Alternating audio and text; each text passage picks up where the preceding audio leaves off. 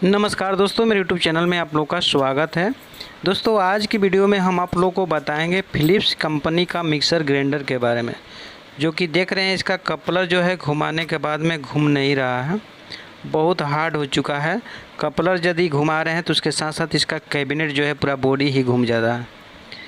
तो इसमें सप्लाई देकर ही आप लोगों को चेक करके दिखाएंगे। सीरीज बोर्ड में देंगे, पैरेलल बोर्ड में लगाएंगे, उसके बाद में इसको हम रिपेयर करके हम आप लोगों को बताएंगे। देख रहे हैं,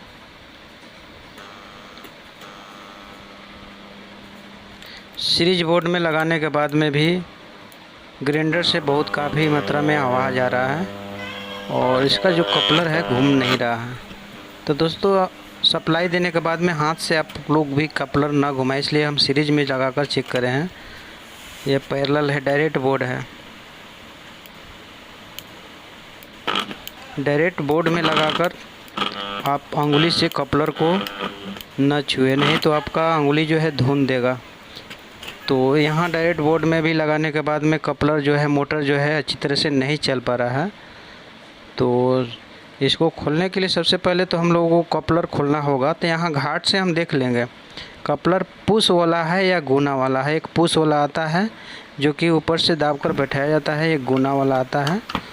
तो समझ में नहीं आ रहा तो पहले इस पर हम पेचकस लगाकर एक दो बार आजमा कर देख लेंगे। यदि निकल जाता है तो ठीक है, नहीं निकलता है तो कपलर निकालने के लिए हम क्या करेंगे, पहले नीचे का जो भी वायर का कनेक्शन है, पहले कनेक्शन वगैरह हम हटा लेंगे इसमें।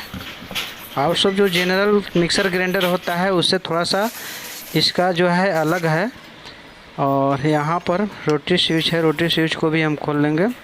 और जितना सारा कनेक्शन है, कनेक्शन को ध्यान देते हुए आप लोगों को हटाना है, ध्यान देना है, बशर्ते कि कौन सा वायर कहाँ पर कनेक्शन किया हुआ है।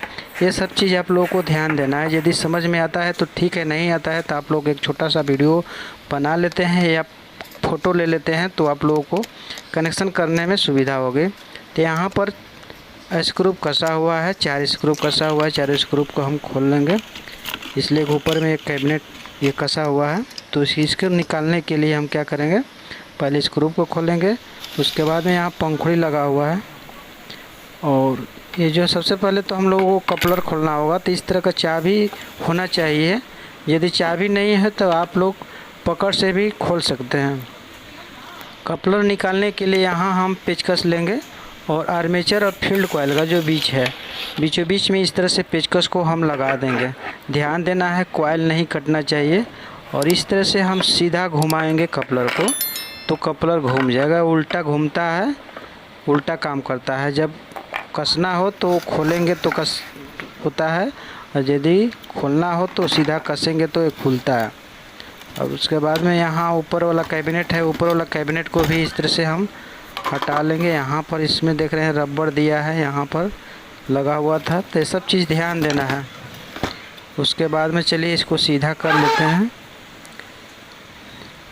देख रहे हैं इसका जो धुरा है पूरा एक गच हो चुका है, इसके साथ साथ बूस भी हिल रहा है।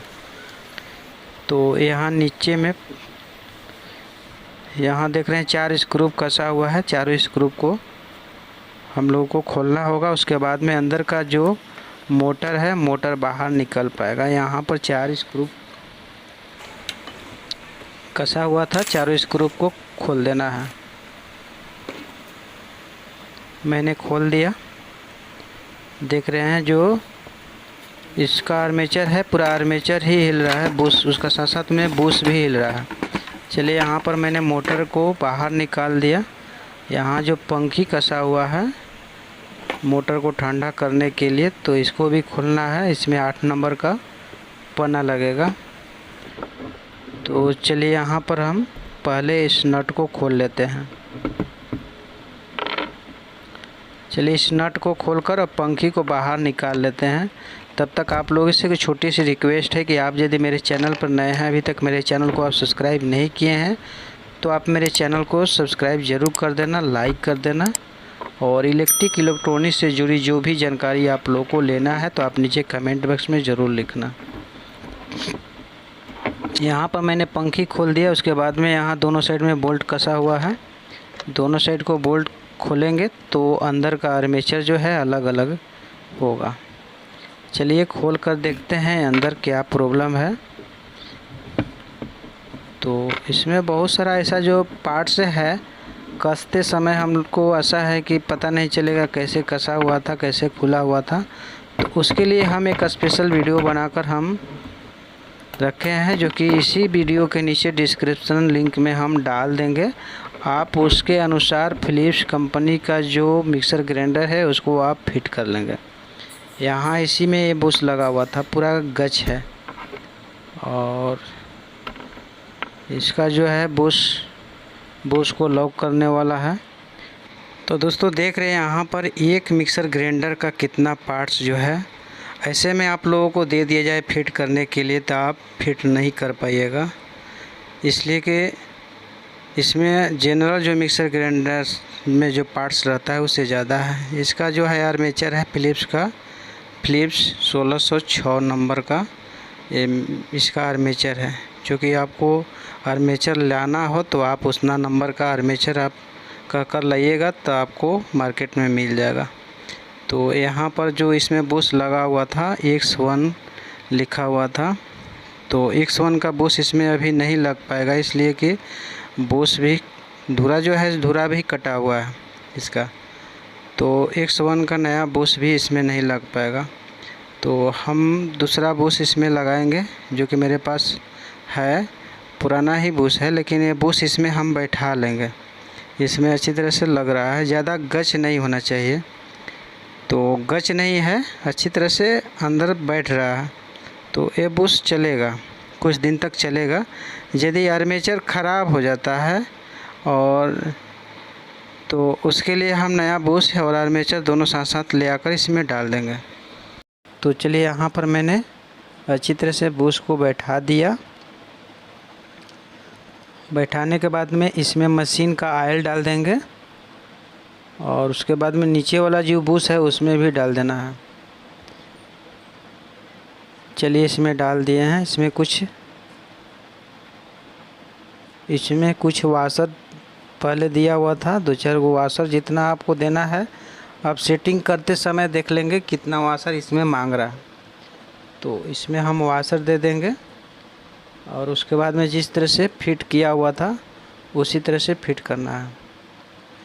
इसको फिट करने के लिए पहले हम क्या करेंगे, कार्बन को निकाल देंगे दोनों साइड का। नीचे वाला जो बुश है उसमें भी हम ऑयल डाल देंगे, इसलिए कि मिक्सर ग्राइंडर जो है बार बार खुलता नहीं है। तो हल्का फुल्का ऑयल यदि कम हो तो ऑयल डाल देना है। चलिए इस तरह से ठोकर निकाले थे, तो ठोकर ही बैठाना होगा। उसके बाद में यदि बैठ जाता है उसके बाद में हम इसमें कार्बन लगा देंगे। यदि आर्मेचर टाइट घूम रहा है, फ्री नहीं घूम रहा है, तो हैमर से क्या करेंगे, किस तरह से फील्ड कॉइल का जो इसका कोर है उस पर ठोकर हम आर्मेचर को फ्री कर लेंगे।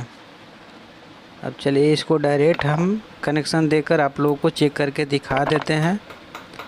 उसके बाद में इसको यदि आप लोगों को फिट करना नहीं आता है तो आप नीचे डिस्क्रिप्शन में जाकर देख सकते हैं। देख रहे हैं दोस्तों, अभी सीरीज में हम चेक कर रहे हैं, कोई हमिंग का आवाज़ नहीं आ रहा है। अब चलिए इसको अच्छी तरह से ज्वाइंट करके डायरेक्ट बोर्ड में लगाकर, डायरेक्ट पैरेलल बोर्ड में लगाकर चेक करेंगे हम।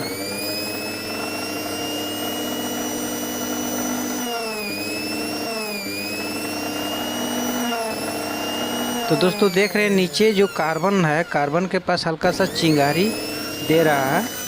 तो अभी जो है आर्मेचर कुछ दिन तक चलेगा, ऐसा नहीं है कि अभी इसको चेंज करना पड़ेगा।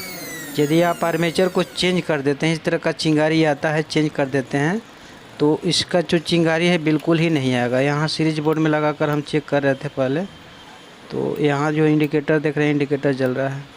हल्का सा कपलर भी घूम रहा है, पहले नहीं घूम रहा था, और बहुत काफ़ी आवाज़ भी आ रहा था। अब चलिए डायरेक्ट बोर्ड में लगाकर हम चेक करके आप लोगों को दिखा देते हैं।